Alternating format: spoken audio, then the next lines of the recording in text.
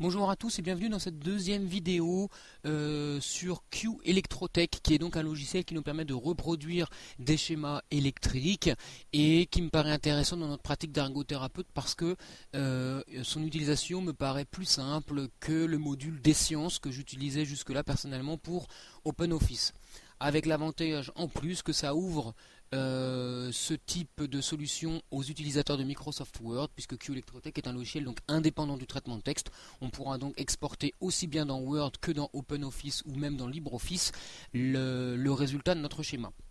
Donc si vous avez suivi la première vidéo, vous avez normalement installé le logiciel, donc actuellement la version 0.3, et vous avez également installé quelque chose d'optionnel que j'ai appelé le complément pour les collèges et qui permet de regrouper tous les éléments nécessaires en classe de 5e dans une collection individuelle qui est plus facilement identifiable par le jeune. Donc on va commencer par lancer le logiciel, on va voir dans cette deuxième vidéo comment créer un schéma et comment l'exporter, et on va voir également, même pour commencer, les fonctionnements de base du logiciel. Alors, donc je rappelle qu'à chaque chargement du logiciel, l'ordinateur charge la banque de données. Comme il y en a énormément, ça prend plus ou moins de temps, mais bon, on va dire 5 secondes maximum. Donc ça me paraît pas très pénalisant. Et donc à chaque fois, on se retrouve avec donc notre projet sans titre, c'est notre fichier actuel. Et on peut le réduire en cliquant sur le triangle noir. Et on peut faire la même chose pour les deux éléments en dessous, donc cartouche QET, donc QET c'est pour Q Electrotech, et pour collection QET. Voilà, de cette manière, on retrouve notre collection utilisateur directement ici, qui est donc la version du collège, avec donc les appareils de mesure, etc., etc. Alors, donc on a très rapidement vu dans la première vidéo que notre zone de construction allait se trouver ici. La zone pour aller choisir les éléments allait se trouver à gauche, ici. Et on a différents boutons. Donc là, comme tout logiciel, si on laisse la souris quelques secondes sur l'icône, on voit son utilité. Donc on a les boutons nouveau, ouvrir, enregistrer, enregistrer sous, enregistrer tous les schémas, fermer, imprimer, les flèches pour annuler, les éléments comme habituel pour copier-coller. Alors, il y a aussi des éléments ici qui sont intéressants puisque c'est des éléments qui vont nous permettre de zoomer, puisqu'on va voir qu'on va placer des éléments qui sont relativement petits. Alors, avant d'aller dans la manipulation du logiciel, on va le configurer. Il n'y a pas grand chose à changer. Donc, vous cliquez sur le menu configuration et configurer Q Electrotech. Alors, dans l'onglet général, je vous conseille de ne rien changer. Dans l'onglet nouveau schéma, je vous conseille de mettre type de conducteur simple, puisqu'on va faire des schémas relativement basiques. Titre, je vous conseille de rien mettre. Auteur, on peut mettre par exemple le nom du jeune, si l'ordinateur est utilisé par un jeune spécifique, sinon il vaut mieux rien mettre. Fichier, on touche à rien. Et voilà, pour tout le reste, on touche à rien. Export, alors là ça va être intéressant. On va cliquer sur exporter les éléments et dessiner les bornes.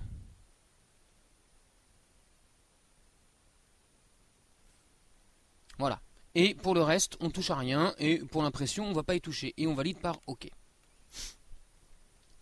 Alors, dans un deuxième temps, là on est encore à la limite de la configuration. Si vous trouvez qu'un élément comme une lampe, par exemple, qui est très fréquemment utilisé, et que vous voulez le sortir de sa catégorie pour le mettre, par exemple, comme le générateur, c'est-à-dire en accès visible et direct, à ce moment-là c'est relativement simple. Donc vous rentrez dans la catégorie qui contient l'élément. Alors là par exemple je voudrais mettre l'ampèremètre, donc je vais dans les appareils de mesure.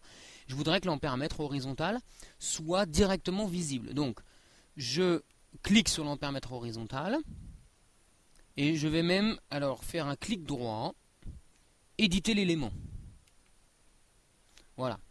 Donc là j'ai le dessin. Alors ce qui concerne en rouge c'est les bornes, mais on va pas voir ici comment éditer. Donc ensuite je clique sur la disquette enregistrer sous. Alors je vais réduire un peu d'ailleurs Q Electro. Ouais, voilà, cette fenêtre vous allez la voir en entière. Et bon, je vais pas m'éterniser sur cette utilisation. Voilà. Donc je vais cliquer sur la disquette enregistrer sous, donc avec le crayon.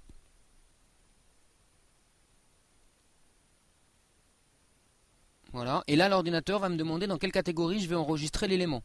Donc je vais descendre avec un clic gauche maintenu. Voilà, et je vais cliquer donc sur la collection utilisateur. Le nom, je vais mettre le nom que je veux, mais alors il faut pas qu'il y ait d'espace, il faut pas qu'il y ait d'accent. De toute façon, ne vous inquiétez pas, c'est pas le nom qui sera affiché, puisque là, je vais juste le changer d'emplacement, je vais pas lui changer de nom. Donc là, je mets par exemple ampère mètre, sans accent, sans espace, et je clique sur enregistrer. À partir de là, je peux faire fichier quitter. Donc là, je quitte le module d'édition d'un élément. Voilà. Et alors, on va voir que je réduis. On va voir qu'il ne se passe rien. C'est normal parce que il faut recharger la liste des éléments. Alors, je pourrais peut-être le faire avec le bouton F5. Je teste. Non, bon, ça fonctionne pas. C'était un essai. Donc, je vais quitter Q Electrotech. Donc, le menu fichier est quitté. Voilà. Et je le relance. Et là, l'ordinateur va automatiquement recharger la liste des éléments et il va replacer donc en fait l'ampèremètre là où je l'ai indiqué. Donc là on voit qu'il est en train de recharger la liste des éléments. Donc bien évidemment je repars sur un fichier vierge. Voilà. Je referme. Alors ça c'est un peu ennuyeux, mais on ne peut pas supprimer les éléments d'origine. Et là on voit que en plus de mon générateur j'ai l'ampèremètre horizontal. Alors l'ampèremètre horizontal à vérifier, mais voilà, il n'a pas été supprimé de la catégorie d'origine, il a juste été multiplié en deux. C'est comme si on avait fait un copier-coller. Bon. Alors, passons au vif du sujet qui est la création d'un circuit. Alors, on va faire un circuit de base, donc dans laquelle on va mettre. Donc, ce qu'il faut comprendre, c'est qu'il faut faire un clic gauche maintenu pour, donc sur l'élément, donc là par exemple le générateur, clic gauche maintenu, je me déplace et je le place où je veux sur mon circuit. On voit que c'est relativement petit, donc j'ai intérêt à zoomer. Voilà, pour y voir un peu plus clair. Après, je peux me déplacer en prenant la quadruple flèche. Là. Voilà, donc j'ai mon générateur. Je vais ensuite prendre une lampe qui est dans la catégorie des récepteurs. Je la place. Alors là, vous allez me dire, oui, mais la lampe, elle est déjà bien tournée si jamais je voulais coucher la lampe. Alors, si je veux pivoter un élément, c'est relativement simple. Je clique avec un clic gauche sur l'élément. Attendez. Voilà, il faut que je prenne il faut que je prenne d'abord le mode de sélection. Donc, voilà, je clique. On voit qu'il y a une petite bordure qui se met. Et là, je fais un clic droit et pivoter. Voilà, alors si on veut le tourner plusieurs fois, il faut faire plusieurs fois pivoter. Je peux faire aussi espace. Voilà, ça je la prends en direct. Donc clic gauche, je déplace. Alors, je vais prendre maintenant un interrupteur. Alors l'interrupteur, ça, avec l'habitude, le jeune saura où ils sont. Hein. Je crois que c'est dans les bornes. Non, c'est dans les contacts. Voilà, interrupteur. Là, il n'y en a qu'un. Voilà, donc clic gauche. Et je l'amène ici. Alors d'ailleurs, si je veux que mon schéma soit un peu valable, il faut que je mette l'interrupteur ici et la lampe derrière. Alors l'interrupteur, il faut que je le tourne parce que là il est en sens inverse. Non, il est très bien en fait. Et la lampe par contre, il faut que je la pivote. Donc je clique dessus et je fais... Voilà, je le sélectionne et je fais espace ou alors clic droit et... Voilà, donc je place mes éléments. Et alors ensuite il faut les relier. Et c'est là le gros intérêt, je pense, de Q Electrotech, c'est qu'il suffit d'amener... Alors on voit que chaque élément a des éléments rouges, c'est les bornes. Donc c'est là qu'on va pouvoir brancher les fils. Donc quand j'amène la souris sur la borne, j'ai un point bleu qui se met. Je fais un clic gauche maintenu et je vais chercher la borne suivante. Et l'ordinateur crée automatiquement donc, le lien entre l'élément. Il le fait de manière esthétique. Ce qui est très intéressant également, c'est si jamais je me suis rendu compte que mon élément était mal placé et que je le déplace, eh ben, l'ordinateur ajuste en fonction. Voilà. Donc là, j'ai mon premier schéma. Bon. Alors, je pourrais très bien l'enregistrer, mais surtout, si j'imagine que le jeune utilise l'ordinateur pour prendre ses cours de sciences physiques, il va falloir le mettre dans mon traitement de texte. Alors, ce que je vais faire... Voilà, donc ce que je vais faire, c'est que je vais démarrer mon traitement de texte. Donc là, personnellement, c'est OpenOffice, mais ça devrait marcher sans problème, exactement de la même manière avec Microsoft Word. Donc je charge mon traitement de texte. Alors je vais le réduire pour que vous voyez la fenêtre en entier, parce qu'en fait j'ai pas la possibilité d'enregistrer la totalité de mon écran. Voilà, donc ça me demande une petite manipulation. Voilà, hein, ça c'est juste pour le besoin de la vidéo. Alors, Donc voilà, si je mettons qu'on imagine que le jeune chapitre 5, électricité,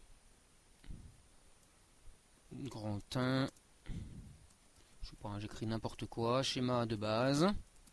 Voilà, et là le jeune doit intégrer son schéma. Alors c'est relativement simple. Donc vous retournez dans Q Electrotech. Donc là vous pouvez faire le raccourci Alt Tabulation ou alors en utilisant la barre des tâches. Et vous cliquez sur le menu Fichier et Exporter. Vous avez également un raccourci qui est le raccourci CTRL Maj X. Alors là, il y a deux boutons seulement qui sont intéressants, celui-ci et celui-ci. Celui-ci vous permet de vérifier, donc c'est un aperçu, vous permet de vérifier ce que vous voulez, vous permet de vérifier ce que donnera votre exportation.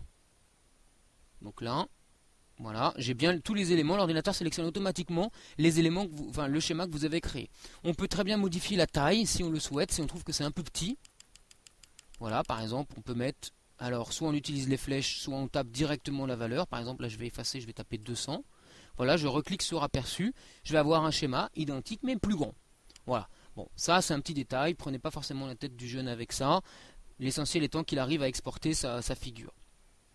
Mais tant qu'à faire, il vaut mieux la redimensionner ici que dans le traitement de texte. Voilà, c'est pour ça que je vous en parle. Et ensuite, alors vous embêtez pas à cliquer sur le bouton exporter, vous cliquez sur le bouton suivant qui est exporter vers le presse-papier. Alors attention, il y a quelque chose que je ne vous ai pas montré. On voit les petits points là qui sont des guides. Moi personnellement, je ne souhaite pas les exporter parce que finalement ça se rajoute visuellement, c'est pas très intéressant et surtout dans le traitement de texte, on n'en a pas besoin. Donc c'est pour ça que dans les paramètres d'exportation, je vous ai fait cocher dessiner les bornes mais pas dessiner la grille. Si jamais vous vouliez faire apparaître les petits points, à ce moment-là, il faudrait dessiner la grille. Et si je regarde sur l'aperçu, on voit qu'il y a les petits points qui apparaissent, mais qui sont plutôt une gêne qu'autre chose. Voilà, donc je renlève dessiner la grille et je clique sur le bouton exporter vers le presse-papier. À partir de là, je clique sur annuler, je retourne dans mon traitement de texte et je fais CTRL V ou alors édition, coller. Et mon schéma apparaît dans mon traitement de texte. Donc voilà pour l'utilisation de base de ce logiciel qui me paraît être une aide intéressante pour les jeunes collégiens.